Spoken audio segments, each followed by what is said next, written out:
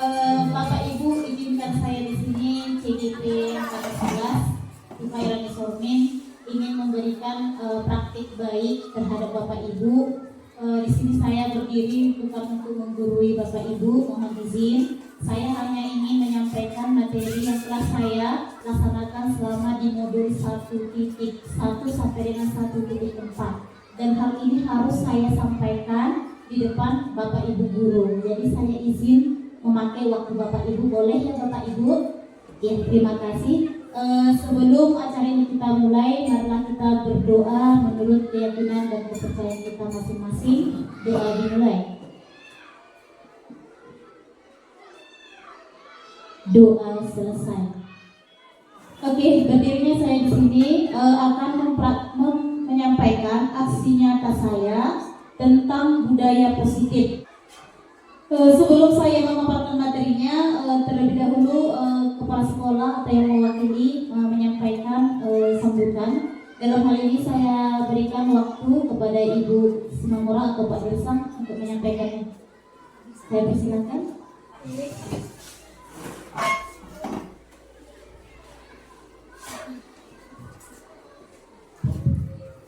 Ya, terima kasih kepada Ibu Cigupe yang memberikan waktunya kepada kami untuk memberikan sambutan.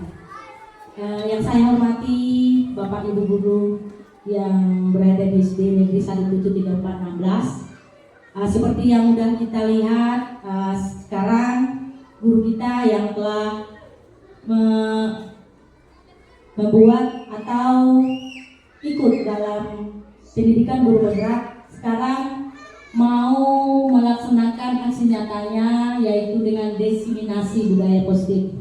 Saya sebagai perwakilan dari Ibu Kepala Sekolah mengucapkan terima kasih Bu. Tetap semangat ya Ibu, tetap semangat untuk melanjutkan karena ini masih di modul 1.4 budaya positif.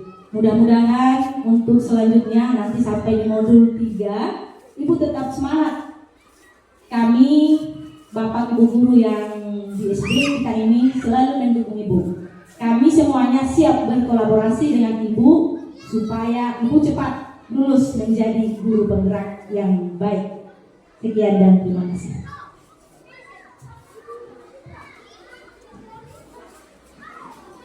Terima kasih kepada Ibu Simamora yang telah memberikan sambutan yang luar biasa. Oke lah, Bapak Ibu kita akan mulai diseminasinya. Oke, kenapa tidak boleh lagi? Iya, sebelum kita memulai diseminasinya, coba lihat teman sebelahnya. Nah, pandang-pandang dulu. Iya, senyum. Coba senyum dulu selama 30 detik. Coba Bapak Ibu dipraktekkan. Iya, gitu. Lihat tatap wajah temannya, senyum. Senyum. Iya. Sudah Bapak Ibu sudah dilakukan? Iya, terima kasih. Nah, ketika kita melakukan tadi SBK ini senyum selama 30 detik, apa sih yang Bapak Ibu rasakan? Senang, bahagia. Bahagia, senang. Ada nggak kira-kira hal lucu yang terjadi? Ada ya. Pasti ya. Entah apalah yang di wajah temannya, tapi ada yang terlihat lucu gitu ya kan? Hanya menatap saja. Nah, begitulah, itu memang terlihat sepele Bapak Ibu. Sepele dan mungkin jarang kita lakukan terhadap anak didik kita. Namun itu bisa menimbulkan nilai positif dalam dirinya.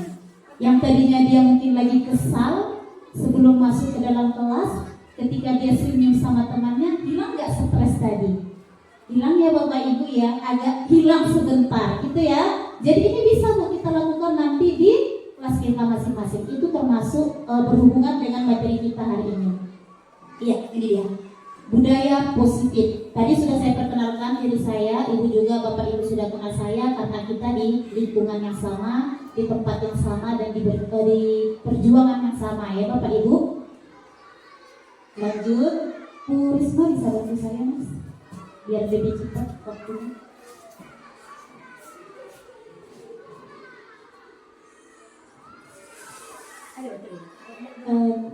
Ya. Seorang guru yang baik harus mempunyai kemampuan dalam mewujudkan budaya positif di sekolah. Budaya positif tersebut dapat dijalankan dengan konsep-konsep inti sebagai berikut. Ketika Bapak Ibu ingin melaksanakan budaya positif, ada beberapa hal yang harus Bapak Ibu jalani. Inilah dia. Dan inilah materi kita yang akan saya sampaikan pada pagi hari ini. Yang pertama, disiplin positif. Yang kedua, motivasi perilaku manusia. Yang ketiga, keyakinan sekolah atau kelas. Keempat, kebutuhan dasar manusia. Kelima, posisi kontrol restitusi. Dan yang terakhir, segitiga restitusi. Inilah agenda kita pada pagi hari ini ya Bapak Ibu. Nanti kalau misalnya Bapak Ibu ingin izin, boleh saya persilakan, tidak apa-apa ya Bapak Ibu. Karena kita di sini sama-sama enak, sama-sama nyaman, sama-sama damai. Oke. Disiplin positif. Kira-kira nih, ketika Bapak Ibu membaca disiplin positif ini, apa sih yang ada di benak Bapak Ibu? Ada yang bisa memberi saya, membantu saya, memberikan pernyataan? Ketika saya buat ini disiplin positif, apa sih yang ada di benak Bapak Ibu? Ada yang bisa memberikan? Disiplin positif. Apa kira-kira Bapak Ibu? Ada yang bisa? Boleh Ibu Trisna? Oke, saya persilakan Ibu Trisna. Menurut saya kalau dikatakan disiplin berarti disiplin positif berarti melakukan hal-hal yang positif atau hal yang baik, tapi dilakukan disiplin atau terus-menerus berkesinambungan seperti itu. Terima kasih. Terima kasih Ibu Trisna, luar biasa ya pemaparannya. Kata Ibu Trisna, disiplin itu adalah sesuatu yang kita lakukan yang berbau positif dan itu diulangi terus-menerus. Benar sekali Ibu Trisna ya. Next, oke. Nah, kita akan cari tahu. Disiplin positif merupakan suatu cara penerapan disiplin yang mengajarkan anak bertanggung jawab dan menumbuhkan kesadaran diri melalui nilai-nilai kebajikan. Tujuannya agar murid dapat mengontrol dirinya dalam melakukan segala tindakan bukan karena akibat atau karena hukuman atau karena pujian atau karena paksaan. Selama ini kita mengajar Bapak Ibu, masih kita rasakan nggak ini? Anak-anak melakukan disiplin itu karena ingin dipuji. Masih bisa nggak? Masih terasa nggak sampai sekarang? Masih ya? Karena takut dihukum, karena dipaksa. Benar. Dan inilah yang harus kita rubah dalam mindset anak-anak didik kita. Disiplin positif itu adalah kesadaran diri baik kita sebagai pendidik maupun murid kita melakukan peraturan itu bukan karena paksaan, tapi dia berdasarkan nilai-nilai kebajikan. Nanti ada Bu nilai-nilai kebajikan ini. Kalau di CKB Bu ada. Sering kita ya kalau sudah yang kurikulum merdeka pernah mengajarkan profil pendidik Pancasila. Ada berapa Bu? Ada 6 ya? Oke, boleh di next. Iya, yang 6 tadilah yang disebut dengan nilai-nilai kebajikan Bapak Ibu. Ada kan tadi kan? Disiplin positif adalah kesadaran seorang murid untuk melakukan tindakan atas kemauannya sendiri dengan memperhatikan nilai-nilai kebajikan. Inilah dia Bu, yang sering kita nyanyikan di barisannya kan? Yang pertama apa? Ketika anak-anak kita sudah beriman dan bertakwa, pandai baca doa. Kayak misalnya tadi pagi, siapa yang berani berdoa nak? Mereka tanpa karena dipuji, pengen bukan dipaksa, mau kan Bapak Ibu? Mau kan mereka majukan? Itu berarti Bapak Ibu sudah berhasil menerapkan disiplin positif pada diri anak. Itu tentang ketuhanan. Yang kedua, kebinekaan global. Apa contohnya Bapak Ibu? Karakter anak yang menunjukkan kebinekaan global. Misalnya, di sekolah kita ini banyak suku Bu, banyak agama, banyak bahasa. Pernahkah mereka bertengkar gara-gara perbedaan agama itu? Tidak pernah ya? Berarti Bapak Ibu juga sudah berhasil menerapkan karakter istri pada diri anak. Selanjutnya bergotong royong. Ini masih agak-agak ya Bu ya, masih agak berhasil, masih agak enggak ya kan. Ada memang murid kita tanpa kita suruh dia sudah sadar, oh kalau ada sampah kutip aja deh, ajak kawan-kawan bergotong royong. Ada yang sudah seperti itu, yang seperti kelas Ibu Sari ya, sepertinya udah ada ya begitu ya saya lihat. Yang selanjutnya mandiri. Misalnya kalau anak kita sepertinya udah semua mandiri ya kan. Kalau di kampung-kampung jarang anak-anak gak mandiri ya Bapak Ibu. Seperti bangun tidur, ke sekolah sendiri, makan, sarapan, membuat roster, bawa buku, tas, itu mandiri ya Bapak Ibu. Bernalar kritis. Yang terakhir kreatif. Ini juga sudah terdidik, si Panistan kemarin sudah berani tampil menghibur anak-anak, itu sudah termasuk kreatif ya Bapak Ibu. Atau si Adnan pandai bawa cangkul tanpa disuruh, Bu, anak-anak besok kita gotong royong. Dia dengan otomatis, dengan sadar diri dibawanya panggungnya atau dibawanya parangnya. Itu termasuk sudah kreatif ya Bapak Ibu. Atau misalnya ibu istri mengajarkan tentang seni tari. Tanpa disadari, tanpa disuruh ibu istri, anak-anak itu ada aja yang udah joget-joget sendiri. Atau baca buku, oh Bu hari ini kita tari tortor, gini gayanya Bu. Itu termasuk anak kita sudah kreatif. Gitu ya Bapak Ibu ya. Jadi ketika Bapak Ibu sudah berhasil melakukan 6 kerangka ini, maka terciptalah otomatis disiplin positif dari Bapak Ibu. Bisa ya Bapak Ibu? Oke, next. Motivasi perilaku. Kalau kira-kira menurut Ibu Husna, motivasi itu apa sih Bu? Suka kan kita bilang, Ibu motivasi kamu nak. Apalah kira-kira motivasi Bu? Bisa saya dibantu saya memberikan pernyataan tentang motivasi?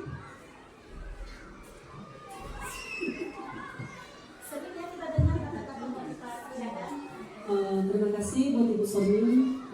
Kalau menurut saya motivasi itu adalah semangat atau dukungan yang kita berikan kepada anak-anak supaya anak-anak lebih semangat dalam melakukan sesuatu, terutama dalam pembelajaran di kelas. Terima kasih.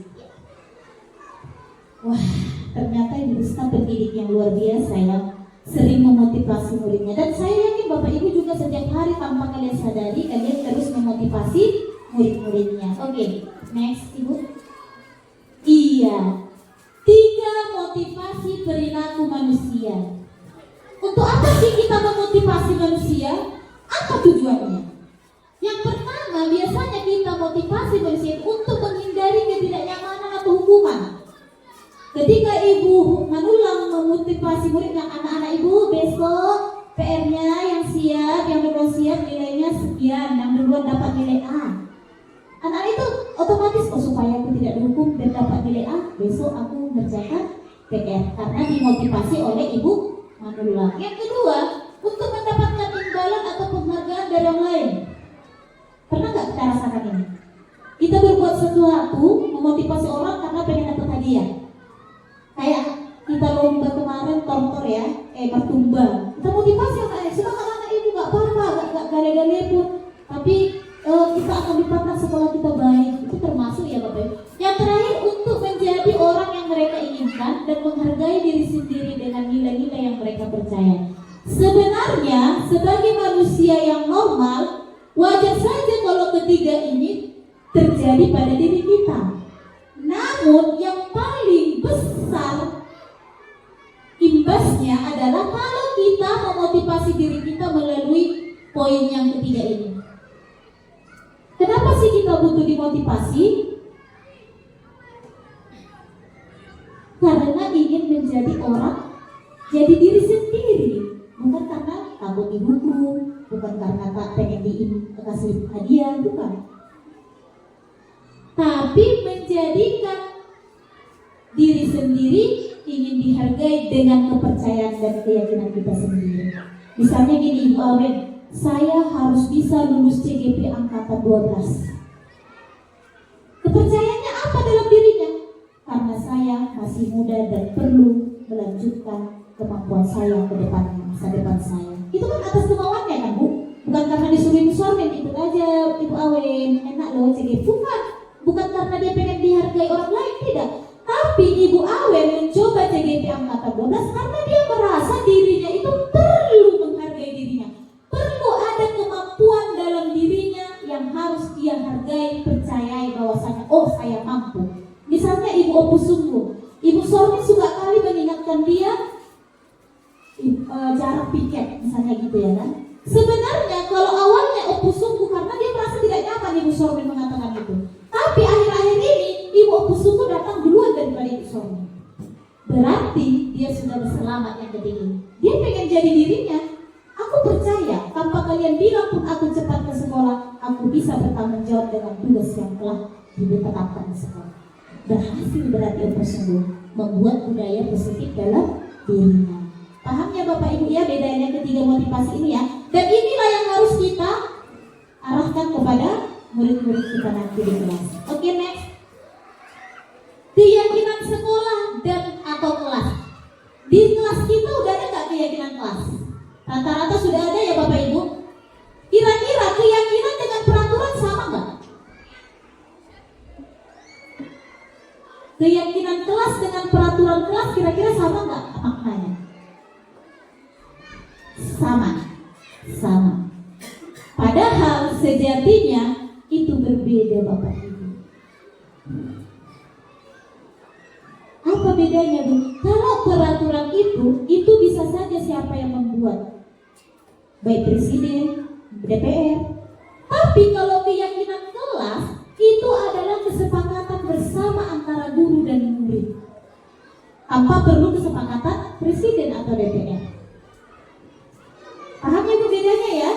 Bisa ya? Sudahkah Bapak Ibu membuat keyakinan kelas? Tadi Bapak Ibu menjawab sudah. Oke, next. Inilah dia. Keyakinan kelas berupa pernyataan-pernyataan universal yang dibuat dalam bentuk kalimat positif dan tidak dibuat dalam jumlah banyak, sehingga mudah diingat dan dipahami oleh semua warga. Contoh misalnya, supaya kelas itu tentram, Ibu Junta buat apa misalnya? Tanya apa sama anak-anaknya? Misalnya Ibu Junta bilang tidak boleh ribut, misalnya gitu ya kan? Atau sebelum ke dalam kelas buka sepatunya, kan begitu kan biasanya kita ibu guru ya, iya kan? Nah, kata-kata itu tadi yang panjang tadi kita rubahlah dia menjadi kalimat yang sederhana. Next. Contoh keyakinan kelas agama Islam. Yang tadinya, Bu, kita harus baca doa dulu tuh sebelum belajar.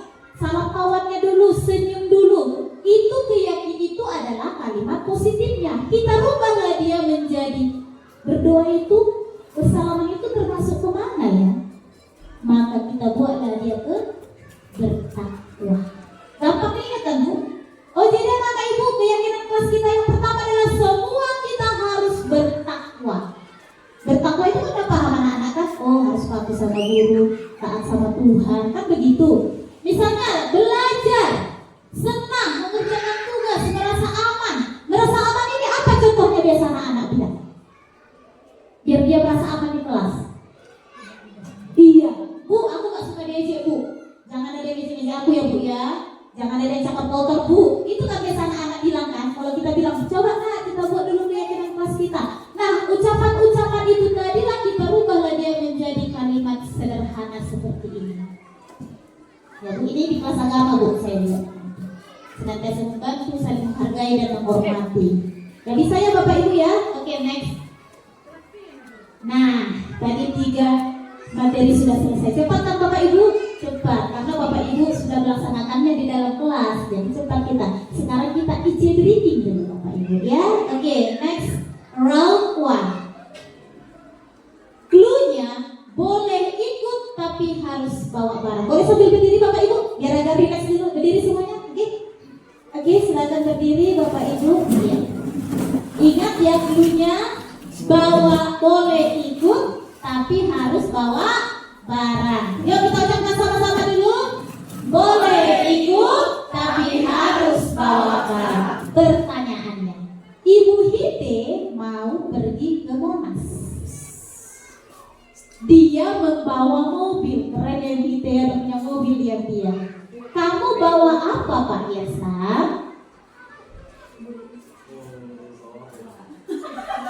Disebut aja Pak, gak apa-apa. Yang penting bawa dulunya, bawa barang. Bawa dompet. Oke, lanjut. Boleh ikut tapi harus bawa barang.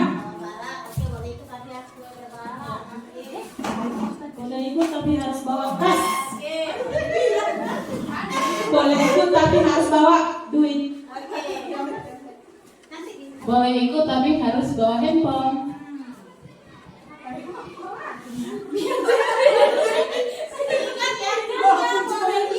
Boleh ikut tapi harus bawa kunci mobilnya. Boleh ikut tapi harus bawa obat. Tapi harus bawa makanan. Bawa oleh-oleh. Boleh ikut tapi harus bawa baju.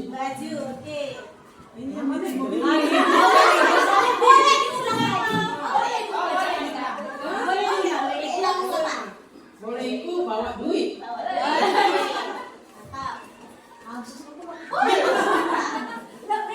Bawa tas. Boleh ikut tapi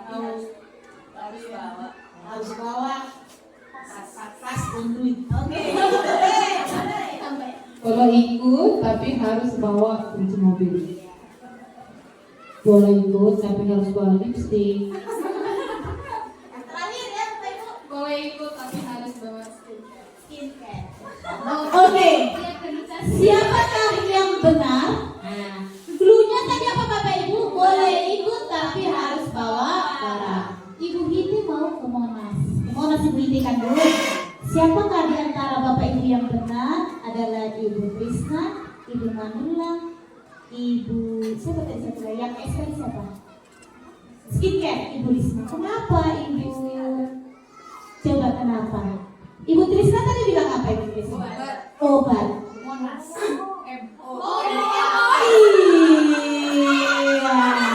Dapat guna ya. Iya. Pak Kisah belum nih, Pak Kisah belum. Pak Kisah belum. Bawa barang. Ibu Hite mau ke mall. Nah, harus bawa barang. Tadi Ibu Trisna bilang barangnya adalah obat, benar. Ibu Risma bilang skincare, benar. Ibu Manula bilang bawa makanan, benar. Siapa yang mau menambahi? Bawa apa lagi kita? Nasi, benar. Apa lagi? Ayam, benar. Sapu, benar. Air, apa lagi? Bagi kue.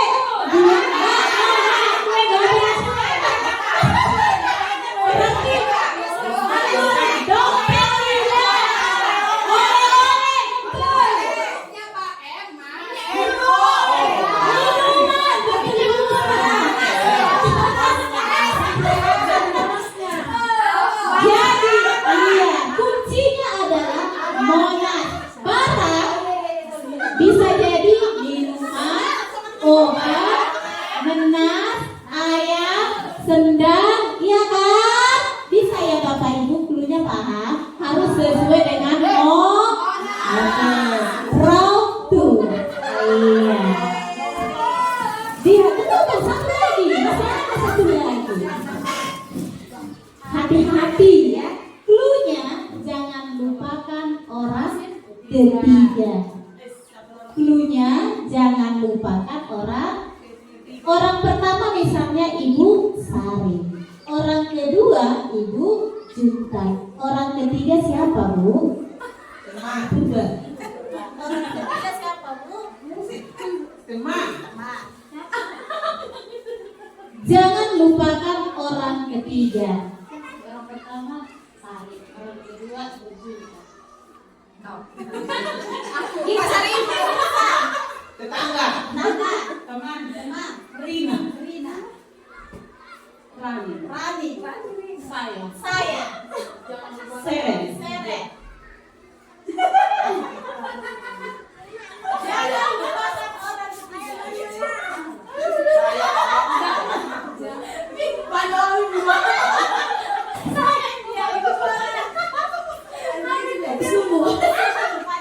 Saya.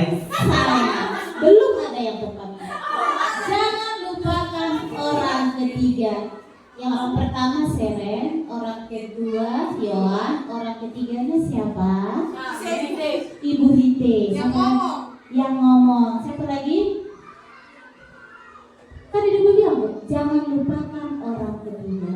Terserah Bapak Ibu menyebutkan siapa aja, tapi jangan lupakan orang ketiga. Berarti Ibu bilang harus apa? Jangan lupakan orang ketiga. Ibu udah. Jangan lupakan orang ketiga Pak Iksan. Jangan lupakan orang ketiga saya. Jangan lupakan orang ketiga.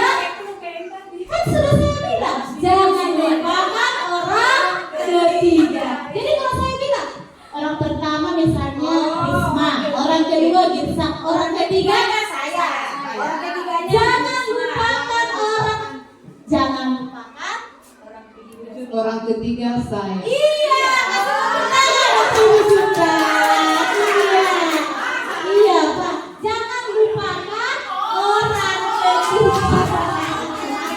Oke, tepuk tangan untuk kita semuanya. Luar biasa. Oke, silakan duduk kembali kita lanjut baik. Ya. Itu buat ice breaking makin pusing. Sama kita olahraga udah ini ya, nggak nyambung lagi ya. Oke, next. Iya, nanti kita buat goyang-goyang ya. Kali ini berbeda SBT-nya ya. Next, oke. Kebutuhan dasar manusia. Apakah sebagai manusia kita punya kebutuhan, Bapak Ibu? Punya. Apa contoh kebutuhannya? Makan, minum, apa lagi? Iya, makan, uang. Itu tadi kan mobil, mau ke Monas, itu kebutuhan ya kan. Tapi sebenarnya maksud dasar harus paham kita Bapak. Dasar. Berarti kebutuhan yang paling utama. Next. Ketika seorang murid melakukan suatu perbuatan yang bertentangan dengan nilai kebajikan atau melanggar peraturan, hal itu sebenarnya karena dia gagal memenuhi kebutuhan dasarnya. Inilah kebutuhan dasar kita Bapak Ibu. Supaya tadi makan Ibu bilang kan, berarti kebutuhan dasarnya adalah bertahan hidup. Kasih sayang tadi pengen punya badan skincare supaya kulit cantik gitu kan, berarti itu termasuk kasih sayang dan rasa diterima, ya kan? Selanjutnya penguasaan, ingin kita merasa berkuasa, dihargai. Selanjutnya keempat pengakuan atas kemampuan, kelima kebebasan, keenam ingin disenangi. Jadi supaya ini Ibu paham, saya kasih contoh kasusnya ya Bapak Ibu. Langsung ke kasus aja biar gampang kita memahami tentang kebutuhan dasar manusia. Next, studi kasus. Ibu Isti, guru wali kelas 2, sedang bingung menghadapi ulah salah satu muridnya bangkit.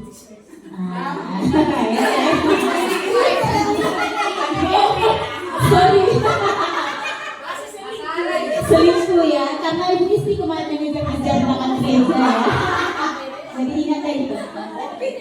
Teman satu kelasnya sudah banyak yang mengeluh karena bangkit suka meminta jajan teman-temannya dengan paksa. Sering terjadi gini ya di kelas kita ya, murid-murid kita seringnya. Jika Anda menghadapi situasi yang dialami Ibu Isti, kalau ibu-ibu bapak jadi Ibu Isti, apa yang Anda lakukan? Menurut Anda, apa kira-kira alasan bangkit melakukan itu? Saya tanya satu-satu ya Ibu, boleh ya Bapak Ibu? Kalau Bapak Ibu jadi Ibu Isti, apa yang Bapak Ibu lakukan terhadap si bangkit tadi yang suka meminta jajan kawannya dengan paksa? Itu permasalahannya Bapak Ibu.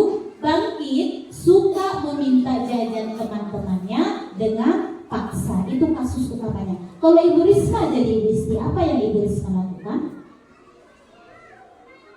Kalau saya jadi Ibu Isti, Sebagai pendidik ya. saya akan mencoba minta pendapat dari siswa lain itu gimana, mau nggak dia ngasih makanan itu sama si bangkit. Kalau misalnya kawannya mau, baru si bangkitnya kasih. Kalau memang nggak mau, Oke. Ibu menolak. Kalau Ibu jadi Ibu Isti, apa yang Ibu lakukan sebagai pendidik?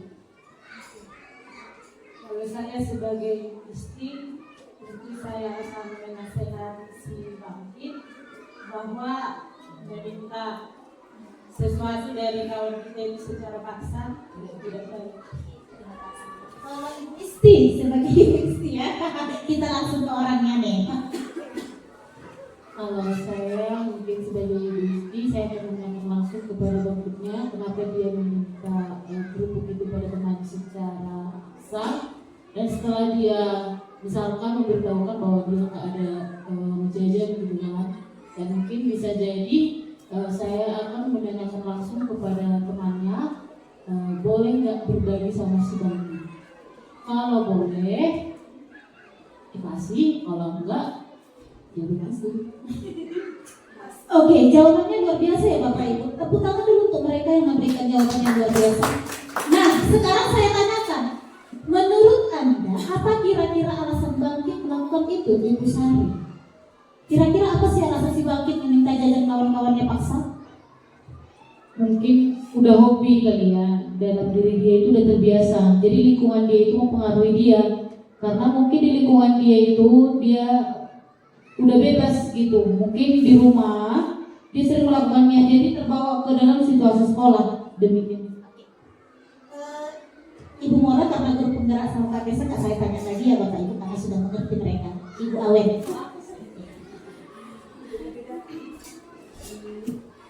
Alasan Bangkit melakukan itu kadang dia nggak punya uang jajan, terus gitu kadang teman-temannya tidak ada yang memberikan, makanya dia gitu merampas makanan yang ada pada teman-temannya.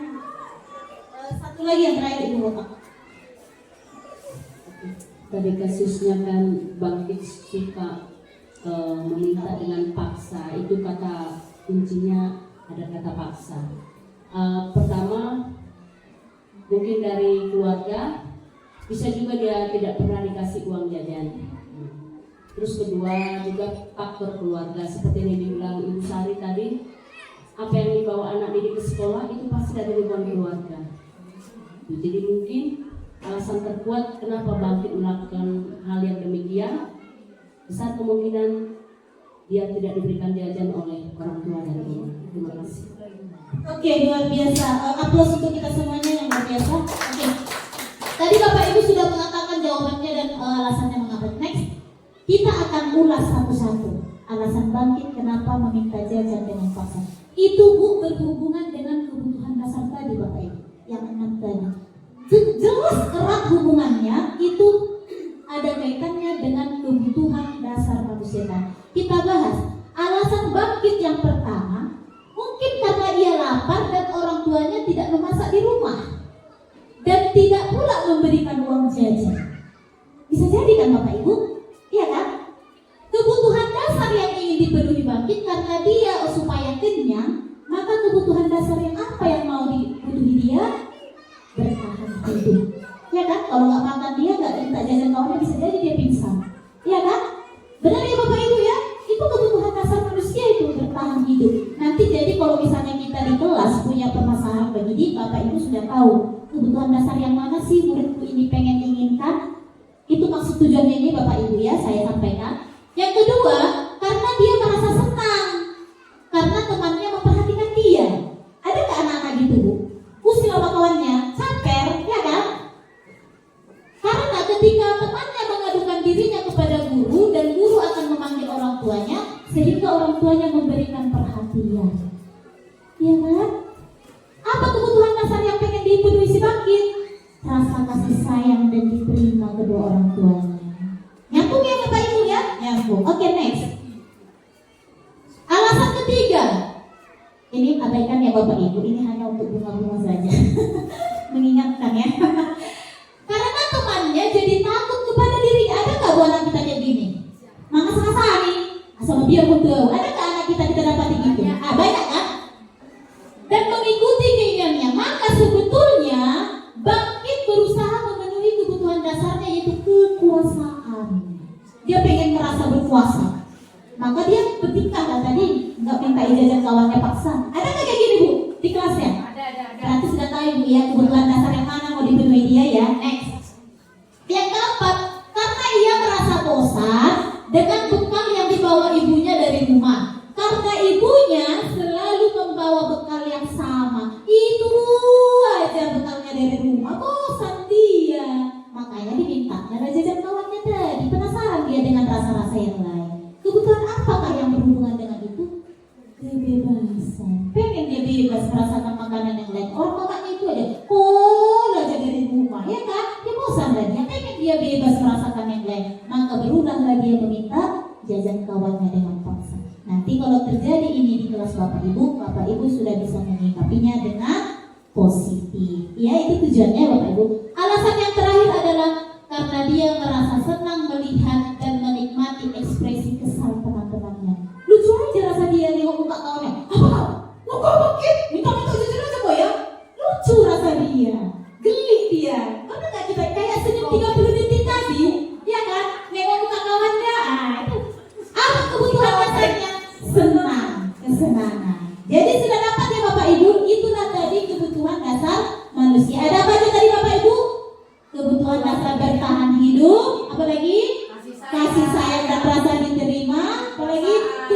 kekuasaan, kebebasan, dan kesenangan. Contoh kasus, saya tanya ke Bapak Ibu, kebutuhan dasar yang mana sih yang mau dipenuhi? Pak Girsan suka mengambil pensil temannya dengan paksa dan temannya mengeluh. Kira-kira kebutuhan dasar apa sih yang pengen dipenuhi oleh si Pak Girsan tadi? Kelima alasannya mungkin di rumahnya nggak ada bensin, jadi dia berkata. Terus dia suka membuat temannya kesal, jadi itu kan kekuasaan, ya kan? Baru pengen aja bervariasi pensilnya berbebas gitu. Iya, luar biasa. Kasih tepuk tangan untuk ibu saya. Berarti sudah paham ya Bapak Ibu ya, sudah mengerti maksud saya ya. Nah itulah yang harus kita pahami dan selidiki di kelas kita masing. Biar kita orang murah-murah emosi kan. Kita cari tahu dulu kebutuhan dasar mana sih yang pengen dibutuhi dia. Misalnya suka geser-geser kursi, ya kan dorong aja. Mungkin dia pengen punya mobil-mobilan, tapi gak diberi mamanya di rumah. Iya, butuh perhatian juga. Sudah paham ya Bapak Ibu? Luar biasa. Terima kasih. Next. Nah, namun ketika kita mau memberikan kebutuhan dasar tadi, kita harus posisi kontrol. Harus tahu kita mengontrolkan diri kita Bapak Ibu. Asal orang kata kita dua. Kau, bola tadi ibu bilang PR kau gak siap-siap. Kau, kayak gitu Bu. Jadi kita harus bisa mengontrol diri kita. Apa sih posisi kontrol terhadap guru? Berapa sih posisinya? Next, ada nggak? Di manakah posisi Bapak Ibu saat ini? Yang pertama sebagai penghukum, yang kedua sebagai pembuat rasa bersalah, yang ketiga sebagai teman, yang keempat sebagai pemantau, dan yang terakhir sebagai manajer. Saat ini Bapak Ibu di posisi mana dari kelima posisi ini? Coba jujur Bapak Ibu. Ibu Husna di posisi mana? Di penghukum kah? Di pembuat rasa bersalah kah? Di teman kah? Di pemantau kah? Atau di manajer? Di mana? Jujur ya Bapak Ibu. Di posisi manakah Bapak Ibu saat ini sebagai seorang guru? Siapa yang bisa memberikan tanggapan? Nggak apa-apa Bapak Ibu. Ini kita hanya berbagi saja. Saya pribadi sebelum saya menghadapi CGP ini, saya adalah di posisi pembuat rasa bersalah dan teman. Saya di posisi ini. Dua-duanya saya. Kenapa saya bilang itu? Karena saya suka kali menanyakan anak ini. Kalau misalnya dia tidak buat PR atau tidak hafal ayat, ada. Kenapa tidak hafal ayat? Kamu tahu kan? Ini sudah ibu bilang dari minggu kemarin. Jadi merasa bersalah nggak anaknya kalau kita ngomong gitu? Iya kan? Nah, atau bisa juga misalnya Amira, ibu saya jadikan teman. Amira sini nak, sini kamu juga. Dekat ibu dulu nak. Sini saya. Kenapa nggak siap PR-nya nak? Apa masalah di rumah? Pernah nggak ibu seperti ibu? Pernah ya? Jadi paham ya? Atau penghukum? Oh sudah bisa ya? Sikit-sikit nggak siap langsung dibal-bal. Sini tanganmu, berdiri kau, keluar kelas kau. Pernah nggak kita gitu? Pernah. Iya kan? Atau pemantau? Dipantau aja kalau nggak siap PR ya udah. Besok yang lagi nak ya. Memantau aja kita. Kita biarkan aja gitu. Dan yang terakhir adalah posisi manajer. Dan yang paling baik di antara semua ini kita harus bisa Bu jadi posisi manajer. Manajer sama dia Bu oleh perusahaan. Duduk tenang kan? Ya kan, santai, ganteng, wangi, gak berkeringat, gak perlu emosi, gak perlu suara besar-besar. Namun ini memang sulit Bu pelaksanaannya dan pengaplikasiannya. Sudah saya coba juga Bu, tapi saya belum 100% berhasil. Next. Jika posisi ibu saat ini sebagai penghukum, bagaimana ciri-ciri penghukum itu? Kalau berkata dia begini, menunjuk-nunjuk, menyakiti perasaannya, menyindir. Oh memang punya satu keluarga ya, buruk kali kita semua dari kakakmu sampai adik salah aja semua, marah sekali. Itu sudah kita sebagai penghukum Bapak Ibu, posisi kita. Apa yang terjadi? Anak akan memberontak dan menyalahkan orang lain kalau kita di posisi ini. Udah? Biarkan aja lah. Balik nanti ibu itu menghukum aku lagi. Gak pernah terjadi itu. Itulah yang terjadi sama murid kita kalau kita posisinya sebagai pengikut? Ini harus pelan-pelan ya, ini sangat bermanfaat Bapak Ibu. Dan ini memang dampak positifnya luar biasa sama seorang guru. Ini mengurangi keriput di wajah kita Bapak Ibu, kalau kita pahami ini. Kalau posisi kita sebagai pembuat rasa bersalah, inilah seharusnya ibu ya kecewa kali sama kau. Udah ibu coba ini itu, tetap juga kamu berjejer kau. Harusnya kita berkata apa? Di hasilnya begini Bu, menyembunyikan dan menyangkal dan jadi berbohong anaknya. Kalau kita udah buat dia bersalah, enggak Bu, karena aku kayak gini, sakit aku semalam. Buatnya alasan macam-macam Bapak Ibu. Kalau kita sebagai pembuat rasa bersalah. Kalau jadi teman, kayak kita tadi sering ini ya, kita kalau anak SD rata-rata jadi teman ya. Apa yang terjadi sama murid? Murid meletakkan guru diri sebagai orang yang sangat penting di dunia berkualitas. Jadi dia merasa, ayo ini yang paling sayang sama aku. Kayak manapun aku nanti tetapnya dia lembut sama aku. Tetapnya aku disayang-sayang. Nah itu kan kalau posisi kita sebagai teman. Kalau pemantau, gimana dia? Menghitung dan menghitung. Taunya udah berapa kali kau nggak ngerjakan PR? 5 kali, 6 kali. Ya udah kita gitu aja kan. Ibu catat ya, selesai. Apa yang terjadi sama murid? Dia akan ini ya. Berapa banyak binatang yang harus saya peroleh, berapa halaman yang harus saya tulis. Jadi gini, misalnya gini, contohnya gini pemantau. Besok kau tulis ya 100 halaman atau 100 lembar. Aku tidak akan lupa mengerjakan PR, gitu kan? Maka besoknya ketika itu terjadi lagi, maka dia, Bu, berapa halaman lagi mau tulis Bu? Saya lupa PR, saya lupa. Itu bakalan terjadi sama. Nah kita rasakan gak itu? Udah kan Bapak Ibu, jadi tak usah kita jawab. Nah kalau kita posisi sebagai manajer, ini berkaitan dengan keyakinan kelas tadi Bapak Ibu. Mengajukan pertanyaan-pertanyaan. Dengan cara apa kita bisa melakukan posisi ini? Next. Ini caranya Bapak Ibu. Sebagai posisi yang paling tepat di antara kelima itu adalah kita sebagai manajer. Manajer dapat berbuat sesuatu bersama murid, mempersilahkan murid bertanggung jawab dan mendukung murid agar menemukan solusi. Jadi bukan kita lagi Bu yang